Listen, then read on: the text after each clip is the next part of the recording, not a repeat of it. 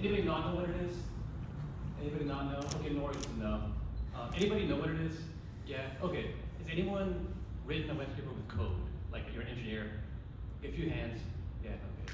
Has anyone ever wanted to scrape something? They don't know how to code. They couldn't do it maybe? Okay, I don't know. Yeah, maybe, okay. In any case, I'm working on FetchFox. It's an AI scraping tool. This is FetchFox. He tells you what it is. Just a bit of old history. I wrote scrapers like 10 years ago, and what you do back then is you go to a page. I don't know if anyone's ever done this. You go to a page, and you find the thing you want to scrape, and you right-click. Is anyone right-click on an element to scrape it? Yes. Okay, one person. Okay, my favorite audience member. You right-click. You say, okay, what's the code here? Ah, I see. Got title line. That looks promising. Okay, so the titles equals whatever it is, gobbledygook code. Which if you're an engineer, you know what this is. If you're not, you're gonna be impressed if somebody does. And that's kind of how you would scrape websites back 10 years ago. My Paul wrote this 50 years ago when he was born. But now it doesn't work on a lot of pages.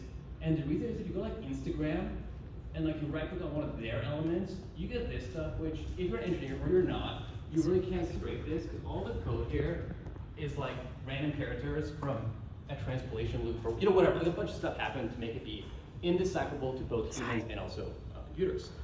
So that's why I wrote FetchFox. I love writing scrapers, and I was kind of worried that people wouldn't be able to scrape again. I wouldn't be able to. So let's do the live demo. I'm gonna put this down now, so no more microphone. Can somebody name me a site they would like to scrape? Anybody? Name a site, any site. Luma. Luma. Let's try Luma. I actually didn't want to hear Luma, but you said it. All right, let's go to Luma. Let's go to events. All right, we're gonna scrape all of these events, hopefully, if it works. Scrape the events on this page. And I'm hoping this will actually work because I haven't tested Luma ever. But let's see, this AI is thinking now, it's analyzing the page. All right, find links on this page for event details. I'm gonna go to each page, find one event per page. Let's run scrape, just press the button. And it starts working down here.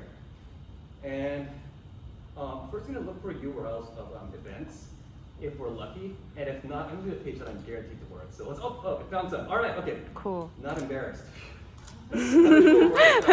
Amazing. Very cool. And so now it's you see that background here, open 3 tabs that is loading over here. And actually, because it's so slow to load, this is the Wi-Fi. Oh, no, okay, just open this in the side panel over here. So it stays, make it a little bit bigger.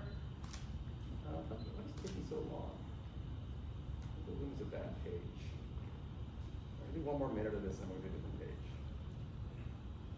Oh, there it goes. Okay, all right, phew. Okay, so it got the data out of the, yes, if I zoom in, yeah, zoomed it all there. So it got the name of the event, the date, the time of the event, and also the URL.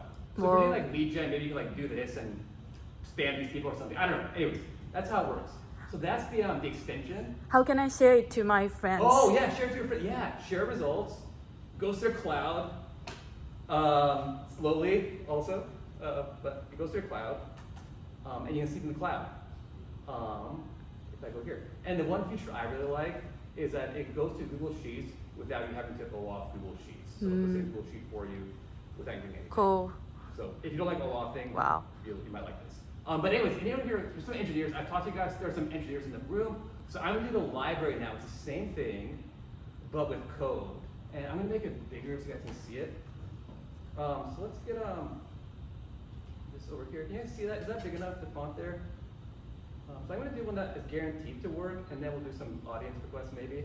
So this is a simple demo of how you do the library. npm install FetchFox, import Fox for FetchFox. Then you set up the scrape plan. Actually, this is a caching thing, it's actually optional. So if you don't get this, that maybe. So plans out a scrape, and you get the results. So you basically scrape 2 commits from the Bitcoin repo on GitHub. So again, if I'm lucky, this will work. 1.js. All right, let's see if it works. So again, I'm running this code over here. FetchFox is muted, a little Discord, I'm still here if you need help. And it is indeed new.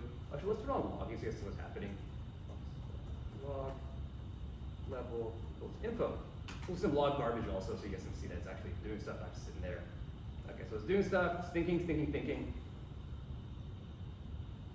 Jeopardy music maybe. Slowly. Usually this stuff takes a long time, but the AI takes 3 to 4 seconds to analyze the page. Oh, okay, there we go. All right. So we got some scraped data. Does that look good? What do you guys think? What is the commit hash? It's a merge, commit message, the author of the commit, all that kind of cool stuff. So let's do something a little bit more complicated, just kind of more fun. I have a file here that's called minihack4.js. And it's bigger. And let's actually hide your window so you can see what this does. So if you're an engineer, you might understand this. It's like a chain loop of commands. So okay, start here, find 10 commits, extract this data, filter it down to the ones that change at least 10 lines.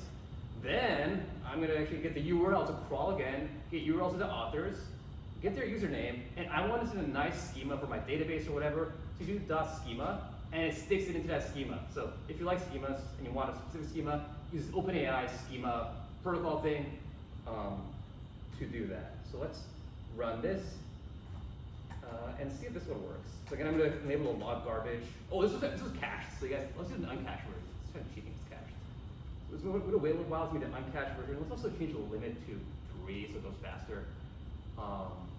Yeah, let's do that. Okay, let's see if this works. All right. So, well, not a function. Yes, it is. So let me just change the cache location. Sorry, guys. I was attacking this last night and didn't do it correctly. There we go. Okay. All right. I know what the bug is there, so I'll fix it after this demo here. So it's kind of doing some calls to OpenAI. Again, each of these is a prompt cache commits, which means it has to actually talk to OpenAI, get the results. Kind of slow. Okay, so it's kind of giving us some log garbage again. Ooh, invalid body. Okay, that's unexpected. Let's run this one more time. That usually means that the network was down, because the Wi-Fi might be choppy, or I might be getting blocked from GitHub for scripting too much. I think it's probably choppy Wi-Fi. If it doesn't work, I'll use a cache version, then you guys will see the results that are cached from before. Bigger. Okay, cool. So got the results, or nice questions. Okay. Traction iteration 1 of 3. Okay, cool. So got this stuff. Who's offered a commit? Got a number of lines of code, 7 additions, 21 deletions. It's filtering it down now, I believe. Okay. Is it filtering? It should be filtering. Okay, cool. So now I got the authors. Now it's on a step here where it says, okay, you got the commits, get the people who wrote them. So you want to talk to them, or I don't know, sell them on a product, or whatever you want to do. Usually you want to sell products when they scrape. It's the most common use cases. You want to upsell people and expand them. So that's the most common use case for scraping. So not the one. All right, it's on step 4. Almost done, guys. Bear with me. All right. Okay, cool. So here's the. I don't know if you guys can see this. I'll zoom in. But it got the username of the guy, Fangquake, and the repos he contributes to in an array, which is what we wanted. Yeah, so that's the library. So same kind of underlying thing as the extension, but it's for the big brain engineers and the big brain marketers who use the extension to, find leads, find data, understand the market. Yeah, so just really quick back to the slides. That was a demo. So there's 2 ways to use FetchFox. You can bring your own key, free forever. You just plug in your OpenAI API key, library's free, MIT license. The extension's free, just download it, put in your API key. It'll charge your OpenAI account, but I don't make any money, sadly. But you use it free that way. Or if you're lazy or you want to be convenient, do it for me. This is a cloud-hosted version. We're launching it next week. And basically pay $1 per 1,000 items scraped. We handle all the monitoring, optimization, runtime, et cetera, quality control. DM me on Telegram or Discord, mini-hack, coupon code 2 days valid, $400 credit if you want to buy this version. That's 100,000 items to scrape, probably good enough for the rest of your life for most of you people. So, yeah, that's FetchFox. Please check out FetchFox.ai and give me feedback. DM's open at or on Telegram. Yeah, thanks guys. Thanks everybody. Woo!